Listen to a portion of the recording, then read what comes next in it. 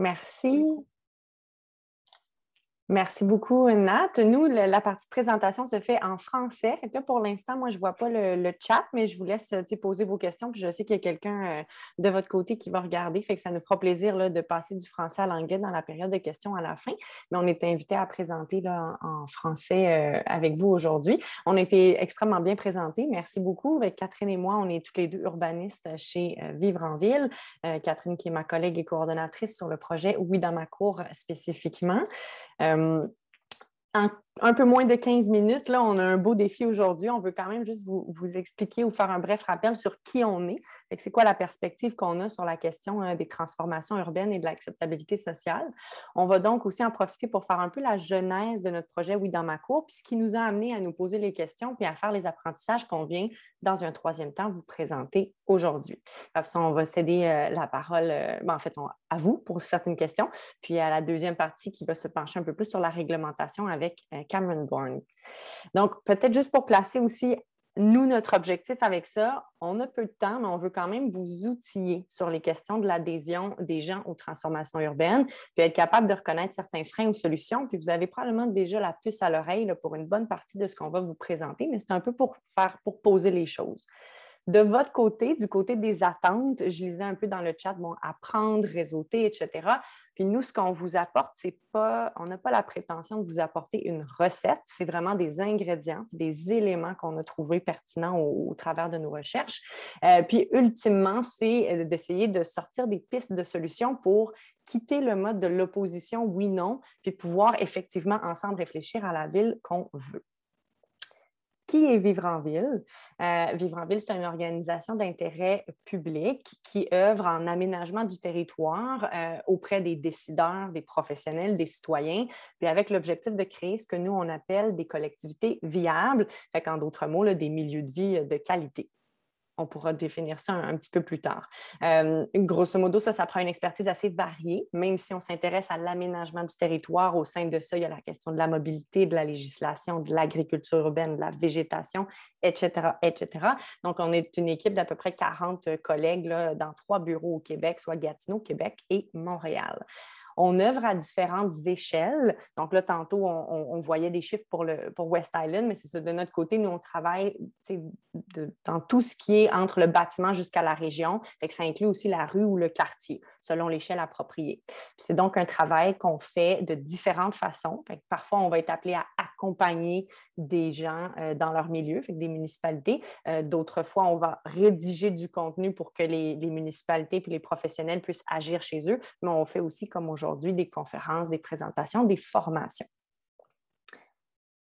Assez sur nous, un peu sur la genèse du projet Oui dans ma cour. Fait que ce qui nous a amené à travailler sur le projet qu'on vient un peu vous présenter aujourd'hui.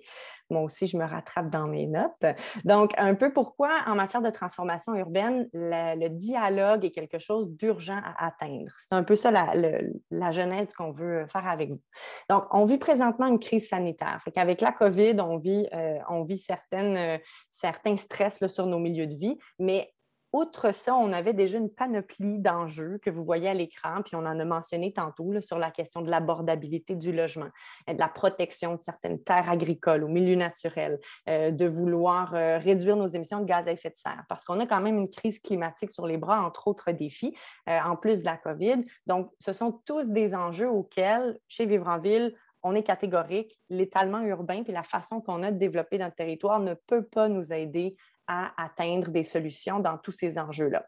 Particulièrement sur la question, par exemple, de l'émission des gaz à effet de serre et de la croissance démographique, le bilan carbone des ménages est fortement lié aux distances qu'ils ont à parcourir puis aux modes de transport qu'ils ont à disposition ou qu'ils peuvent prendre ou qu'ils souhaitent prendre pour couvrir ces distances-là. Puis ça a un gros impact sur leur bilan carbone. Donc, pour nous, de façon générale, pour la réduction des gaz à effet de serre, mais aussi pour répondre à plusieurs des autres enjeux, dont l'abordabilité du logement, les transformations urbaines, donc à la fois la densification, mais aussi toute la réflexion sur les transports actifs et collectifs, pour nous, ça fait partie de la solution qui peut nous aider à répondre à une multitude d'enjeux. Densification, là, c'est écrit peut-être en petit, mais nous aussi, on pourra vous partager nos slides par après. C'est vraiment l'ajout de logements dans un milieu qui existe déjà. Fait que pour nous, la densification, ça prend un secteur établi dans lequel on ajoute des logements. On l'a dit tantôt, il y a du missing middle, il y a des formes qu'on voit peut-être moins au Québec, mais ça peut prendre de multiples formes, cette question-là, de venir ajouter des logements. Donc, par exemple, même de façon un peu plus flexible ou cachée, on peut venir ajouter des logements dans des formes qu'on connaît ou qu'on prête peut-être plus facilement au bungalow ou à de la petite densité. Vous aurez d'autres gens qui vont venir vous parler là, dans la suite de votre série d'ateliers, spécifiquement sur, par exemple, les unités d'habitation accessoires. Moi, c'était un bref passage juste pour vous ramener du côté de la question du dialogue constructif. On le sait que ça soulève beaucoup d'opposition. L'ajout de densité, qu'elle soit forte, qu'elle soit moins forte, la circulation qui peut venir avec. Bref, les gens ont une liste de préoccupations qui est tout à fait valide. On les comprend. Ils sont voisins de ces projets-là. C'est eux qui les accueillent chez eux. Mais ça nous a amené à nous positionner sur quelques hypothèses pour placer le projet, oui, dans ma cour, dans un contexte où on allait peut-être être capable d'aller chercher des réponses à nos questions. Donc, 3 hypothèses. Une première qui touche la qualité des projets. Est-ce que les gens s'opposent vraiment à la densité ou à la qualité de ce qu'on leur offre, ou est-ce qu'ils ont l'impression que peut-être parfois, quand on leur montre des projets, il y a des caractéristiques de leur milieu qui ne sont pas respectées ou qu'ils ne retrouvent pas dans les projets? Fait que ça nous a amené aussi à toute la réflexion sur qu'est-ce qui fait le caractère d'un milieu pour essayer de voir que ça dépasse de beaucoup la simple question de la hauteur ou du gabarit d'un bâtiment. Il y a une multitude d'autres éléments comme la canopée, la présence d'institutions publiques, le sentiment de sécurité dans la rue qui viennent participer là, à faire un milieu de vie qu'on reconnaît et pour lequel on lui attribue des caractéristiques de notre voisinage. Et ça, c'est une première question de se demander est-ce que les gens s'opposent à la densité ou à la qualité de ce qu'on leur offre. Mais une hypothèse 2 qui est ex aequo là, dans la réflexion pour nous, puis qui fait le lien un peu avec ce qui était présenté juste avant, c'est toute la question du dialogue constructif. Donc, est-ce que les gens s'opposent à la densité ou à la façon dont la discussion est tenue, puis à la façon dont ils sont invités à y contribuer? On le sait qu'il y a plusieurs formes possibles d'implication ou de participation du public. Puis il y a peut-être façon ou raison d'être créatif puis de sortir un peu là, de ce qu'on connaît jusqu'à maintenant en matière d'urbanisme ou de transformation urbaine des milieux. Troisième hypothèse qui vient un peu tout mettre ça ensemble, c'est l'idée que peut-être que les gens ne rejettent pas la densité brute ou stricte comme telle, mais bien le fait d'être mis devant parfois des changements à la pièce, puis des projets particuliers qui ont un sentiment peut-être qu'ils voient une certaine incohérence. Alors que, on le sait, pour planifier un milieu qui va évoluer, on a besoin d'une vue d'ensemble, puis c'est le bon moment pour mobiliser les gens que cette vue d'ensemble-là soit quand on est en train de parler de la mise à jour des plans d'urbanisme, des règlements, quand on a des discussions sur la vision puis où on s'en va collectivement. Fait que ça, c'est comme les 3 grandes hypothèses pour un peu résumer le fait qu'on croit qu'on a besoin d'une diversité d'interventions. Fait que oui, parfois de la densification douce dans certains milieux où ça s'y prête bien, mais aussi parfois des projets avec un peu plus d'envergure, des projets immobiliers mixtes avec un peu plus d'étages, là où on est capable de faire se déplacer les gens en transport collectif ou actif, là où on est à proximité de parcs, là où on est à proximité de certaines autres amenities, par exemple. Fait que ça, c'est en gros ce qui nous a un peu amené vers le projet Oui dans ma cour, un projet financé par le gouvernement du Québec. Puis je passe vite là-dessus parce que dans le fond, à travers ça, on a accompagné des gens, on a fait une veille, on a discuté beaucoup, on a fait des formations comme aujourd'hui, on a eu du feedback, on a pu échanger avec beaucoup de gens au Québec. Ça nous a aidé à tirer des apprentissages puis à créer certains outils. Je vais donc, pour la prochaine partie, vous partager quelques apprentissages qu'on a tirés, puis vous montrer là, vers notre site web quelques outils qu'on a à disposition à l'instant et ceux qu'on s'apprête à créer vu qu'on entre dans la phase 2 du projet Oui dans ma cour. Donc, du côté des apprentissages, puis là, je garde un œil sur le temps. Là, j'aimerais bien ça que vers les 38 ou les 40, là, je vous laisse du temps pour des questions, fait que j'ai toujours ça en tête. Mais du côté des apprentissages, vous vous en doutez peut-être là, avec la façon dont on a placé nos hypothèses, mais on se rend compte qu'on a des exigences minimales dans la loi qui sont mal adaptées à la façon dont on réagit comme humain, peut-être là, à la discussion puis aux transformations urbaines qui arrivent chez nous. Donc, des consultations obligatoires inscrites dans la loi qui arrivent trop tard, à des moments où on a un effet de surprise qui se crée, où ça risque de créer des climats de confrontation parce que les gens se sentent pressés dans une réflexion qui est déjà en cours avec un train qui est déjà en marche sans eux. Rendu à ce moment-là, on est souvent face à des choix d'affaires, par exemple chez le promoteur qui dépose un projet, des choix d'affaires puis un travail de conception qui sont très avancés, qui nous laissent peu de marge de manœuvre pour faire des discussions, où on a l'impression d'être un peu devant le fait accompli. Puis cette position-là, d'être un peu devant un projet qu'on souhaite faire accepter, elle est inconfortable pour tout le monde autour de la table là, de discussion.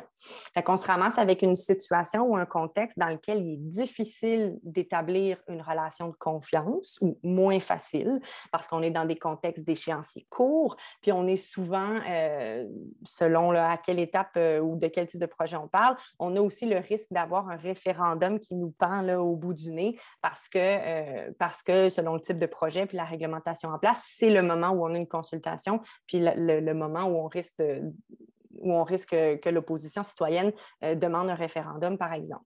Et ça ne veut pas dire non plus que quand on a un projet conforme qui passe toutes les étapes et les consultations, que quand on va le présenter, il sera acceptable. Il y a tout un travail de réflexion puis de discussion, puis on va y venir, mais pour que les gens fassent partie de la vision, puis qu'ils comprennent où on s'en va, puis que les projets conformes soient en effet des projets qu'on a jugés acceptables, puis pour lesquels on a les outils là, pour le déterminer.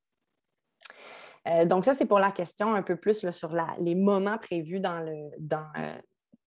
nos outils actuellement. Puis, comme on le disait un peu tantôt, les moments forts de planification, quand on révise nos outils, quand on se dote de guidelines ou de lignes de décision pour la suite, bien, c'est les grands moments de planification. Puis c'est là qu'on veut mobiliser les gens en amont ou en cours de route dans ces réflexions-là pour être capable de les amener avec nous dans la réflexion sur la vision puis sur ce qu'on veut voir ensemble arriver dans notre milieu.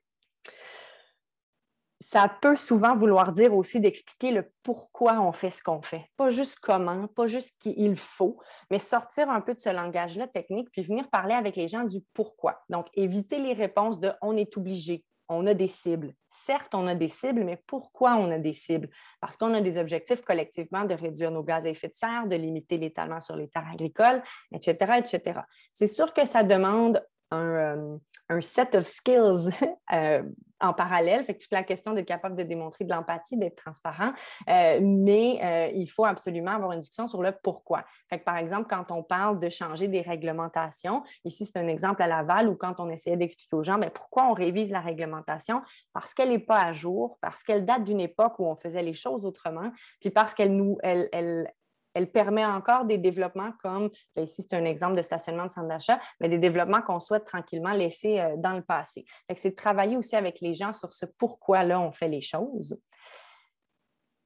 Et pourquoi on fait les choses? C'est parce qu'on veut des milieux de vie complets. Donc, ce n'est pas l'idée de dire qu'on veut densifier pour densifier. La densification, ce n'est pas l'objectif. La densification, c'est un des moyens.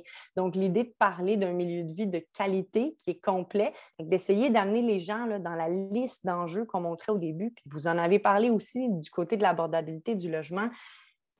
Qu'est-ce que ça nous donne, le fait de densifier? Ça nous permet entre autres mesures, il faut d'autres mesures aussi, mais de garder certains prix plus bas, d'aménager des espaces publics auxquels tout le monde a accès, de peut-être verdir différemment pour limiter les îlots de chaleur, etc.